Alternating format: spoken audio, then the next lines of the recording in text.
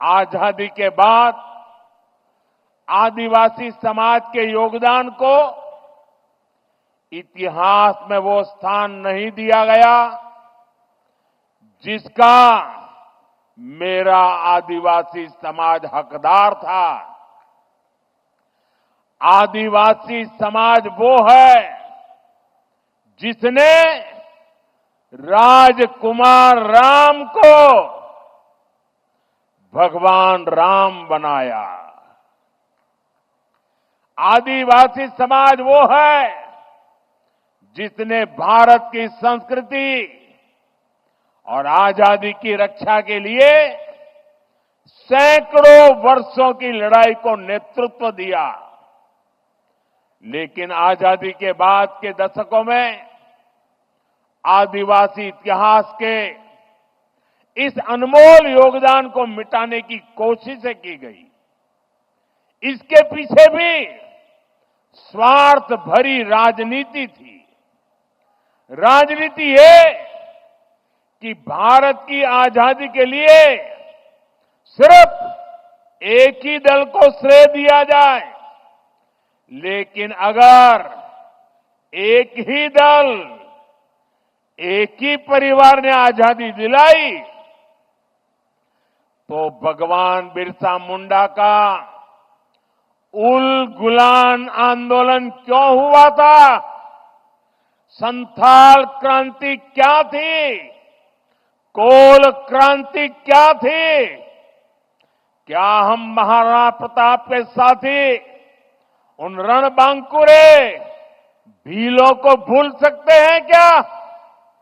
कौन भूल सकता है सह्याद्री के घने जंगलों में छत्रपति शिवाजी महाराज को ताकत देने वाले जनजातीय भाई बहनों को? कौन भूल सकता है अल्लूरी सीताराम राजू जी के नेतृत्व में आदिवासियों द्वारा की गई भारत माता की सेवा को? तिलका मांझी, सिद्धू कान्हो, बुधू भगत, तीरथ सिंह, तेलंखरिया, गोविंद गुरु, तेलंगाना के रामजी गौंड, एमपी के बादल भोई, राजा शंकर शाह, कुंवर रघुनाथ शाह, मैं कितने ही नाम लूं।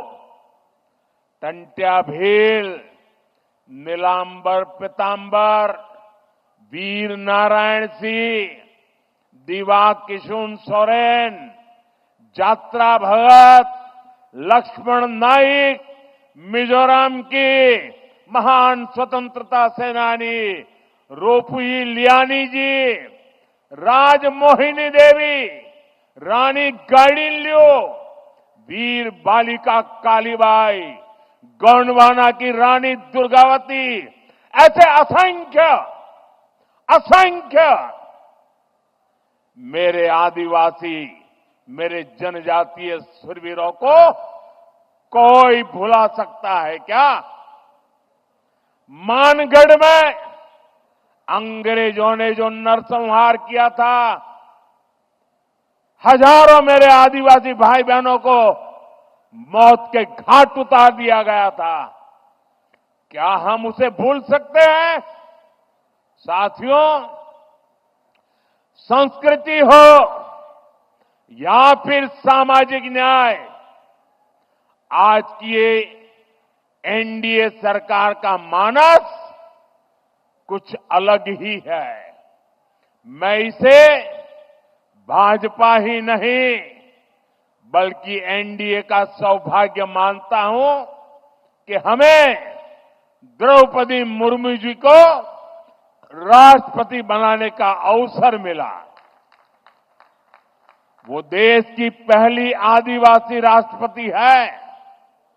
मुझे याद है जब एनडीए ने द्रौपदी मुर्मू जी का राष्ट्रपति का उम्मीदवार बनाना तय किया तो हमारे नीतीश बाबू ने पूरे देश के लोगों को अपील की थी कि द्रौपदी मुर्मू जी को भारी मतों से जिताना चाहिए।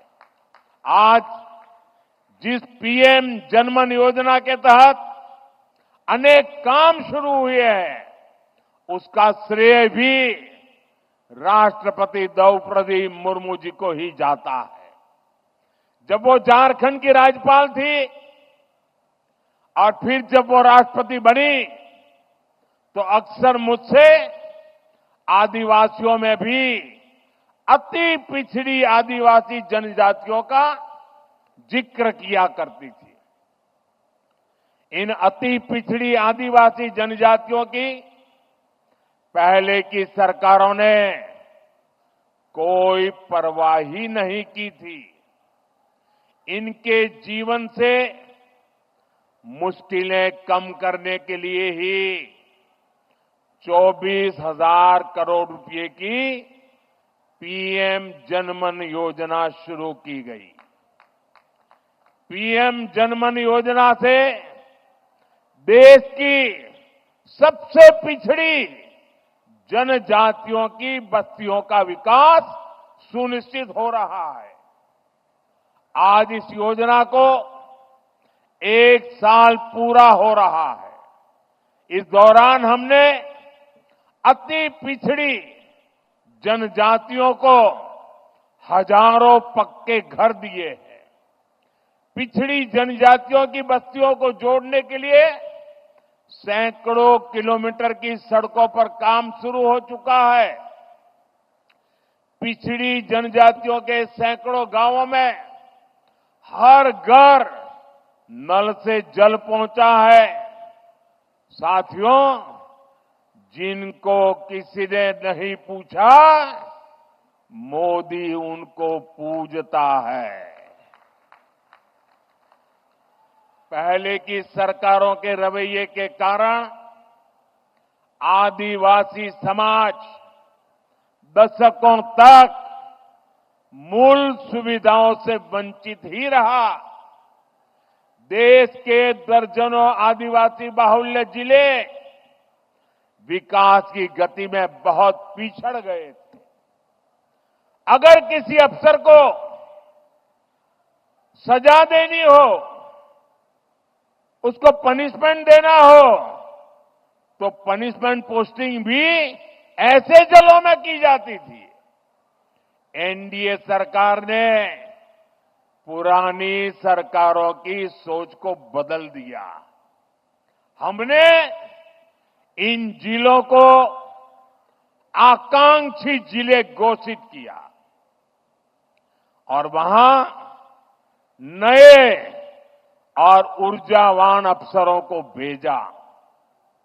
मुझे संतोष है, आज कितने ही आकांक्षी जिले विकास के कई पैरामीटर्स पर दूसरे जिलों से भी आगे निकल गए हैं।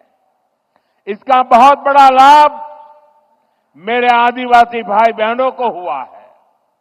साथियों, आदिवासी कल्याण हमेशा से एनडीए सरकार की प्राथमिकता रहा है।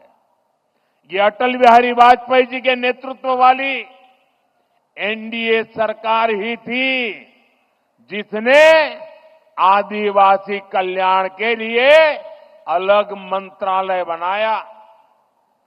10 साल पहले आदिवासी क्षेत्रों, आदिवासी परिवारों के विकास के लिए बजट 25,000 करोड़ रुपए से भी कम था।